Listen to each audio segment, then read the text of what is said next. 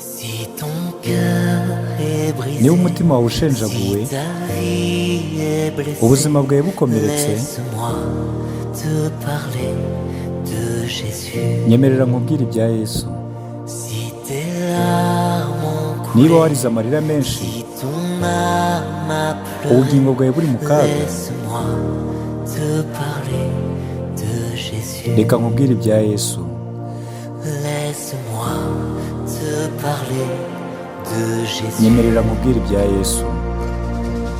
Il est ton, Ni Imana yawe, il est ton, ni umwami wawe, il est ta ni imbaraga zawe, il est ta ni ibyishimo byawe, il est ton sauveur, ni umucunguzi wawe, il est ton sauveur, ni umucunguzi wawe.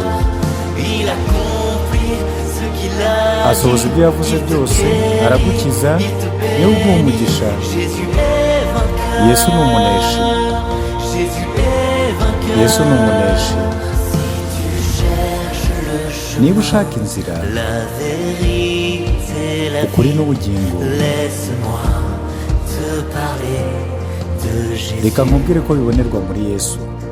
Si tu cherches un Niba ushaka inshuti, le sauveur, le Messie, umucunguzi na Mesiya, laisse-moi te parler de Jésus. nta wundi uretse Yesu wenyine. Oh, laisse-moi te parler de Jésus. Reka nkubwire ibya Yesu. Ni Imana yawe, ni umwami wawe, ni imbaraga zawe, ni ibyishimo byawe, ni umucunguzi wawe, ni umucunguzi wawe. Asohoza ibyo yavuze byose, aragukiza, aguha umugisha. Yesu ni umuneshi, Yesu ni umuneshi. Ni Imana yawe, ni umwami wawe, ni imbaraga zawe, ni ibyishimo byawe, ni umucunguzi wawe, ni umucunguzi wawe. Asohoza ibyo yavuze byose, niwe ugukiza, niwe uguha umugisha. Yesu ni umuneshi, Yesu niwe ukuneshereza.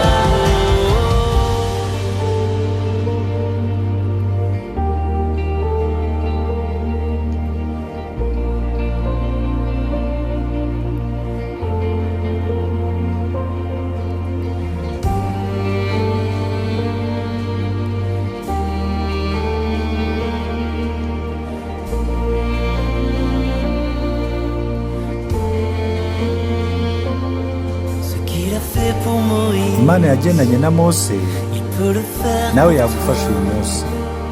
Ce qu'il a fait pour Yahaye Sara umwana ashaje, il peut le faire. nawe yagufasha uyu munsi. Ce qu'il a fait pour Yazuye Lazaro, il peut le nawe faire. yakuzuza uyu munsi. Ce qu'il a fait à Yakoreye Cana, ibitangaza i Kana h'i Galilaya, il peut le faire. nawe yagufasha uyu munsi.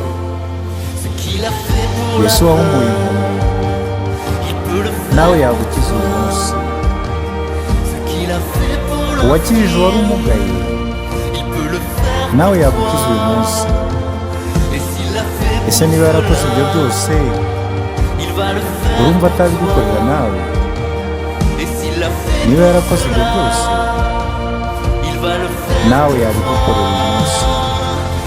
Il a fait pour Moïse, Ibyo yakoreye Mose, uyu munsi nawe yabigukorera. ce qu'il a fait, Ibyo yakoreye Sara, uyu munsi ntiyabikwima nawe. Wazuye Lazaro amaze iminsi 3 mu mva, nawe ubwawe yagukiza. Ibyo yakoreye i Kana h'i Galilaya, nawe yabigukorera uyu munsi. Ese wahumuye impumyi, wowe ntiyaguhumura uyu munsi? Uwakirije umugaye akagenda, wowe ntiyagukiza uyu munsi? Ese niba yarakoze ibyo byose, wowe kuki atabigukorera? Uwashoboye gukora ibyo byose, nawe agiye kubigukorera uyu munsi. Ni Imana yawe, ni umwami wawe, ni imbaraga zawe, ni ibyishimo byawe. Ni umwami wawe, ni umucunguzi wawe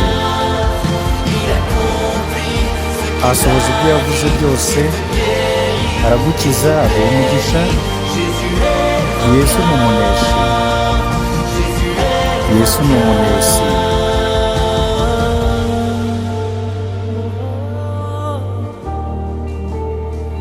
Élevons nos mains vers notre Dieu. Uwiteka tukuzamurira ibiganza tuguha icyubahiro. S'il y a des personnes ici ce soir Abana qui bawe croient twizeye mu de mitima tout leur cœur tudashidikanya ko ushobora byose, que Dieu est le même tuzi hier, kuko wahoze ejo aujourd'hui et ari kuri uyu demain. munsi kandi ari kuzahora. Avec moi qu'ils élèvent Reka les uyu mains mwanya maintenant. tubyatuze akanwa kacu. Seigneur, nous croyons que tu Twizeye fais imbaraga toutes choses dans zawe nos vies, dans n'ubushobozi nos bwawe mu situations. buzima bwacu ndetse De n'ibibazo Moïse twaba à turimo Sarah, byose. de Uko wafashije Lazare à Mose Cana, tu as ukagera kuri béni, tu as Sara guéri, ukazura tu as Lazaro, sauvé. tuzi yuko ushobora Continue de le byose faire, wabikora Seigneur. n'umunsi uyu munsi. Il peut le faire pour toi. Ce qu'il a fait pour Lazare, Ko wazuye Lazaro il peut le faire pour toi. natwe uyu munsi wadukiza. Ce qu'il a fait à Cana, Ibyo wakoreye i Kana h'i Galilaya il peut le faire pour toi. natwe wabidukorera. Ce qu'il a fait pour l'aveugle, Ko wahumuye impumyi il peut le faire pour toi.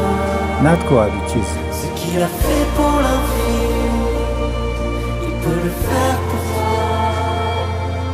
Et s'il l'a fait pour cela, Ese yakoze ibyo byose il va le faire pour toi. yabura kubidukorera natwe. Et s'il l'a fait pour cela, Yakoze ibyo byose il va le faire pour toi. nawe iraje ibigukorere, Il va le faire pour toi. nawe yabigukorera. Il va le faire pour toi. Itegure nawe iraje Il ibigukorere, va le faire pour toi. nawe yagukiza. Il va le faire pour toi. Il va le faire pour toi. Il va le faire pour toi. nawe yagukiza. Il va le faire pour toi.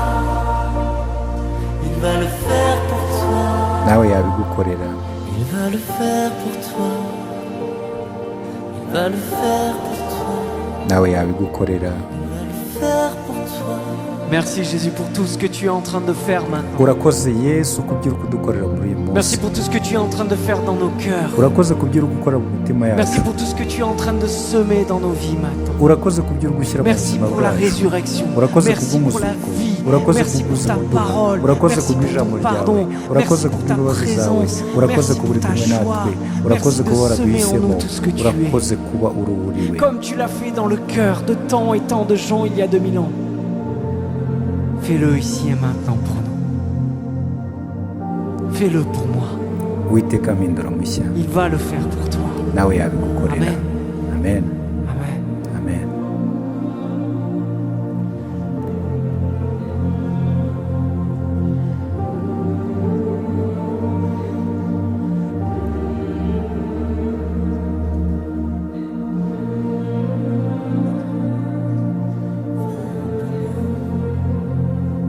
Tu vas le faire.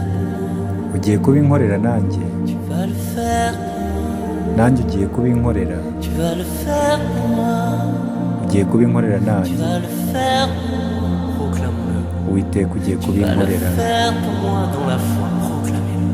Tu vas le faire pour moi. Tu vas le faire pour moi. Uwiteka nanjye ugiye kubinkorera. Tu vas le faire pour moi. Nizeye ko nanjye ugiye kubinkorera. Tu vas le faire pour moi. Tu vas le faire pour moi. Uwiteka ugiye Tu kubinkorera. vas le faire pour moi.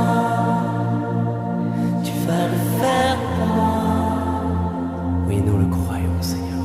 Turakwiringiye Uwiteka kandi tuzi yuko uzabisohoza. Tes merveilles, tes Uri miracles. mwiza, uri igitangaza mu buzima bwacu. Amen.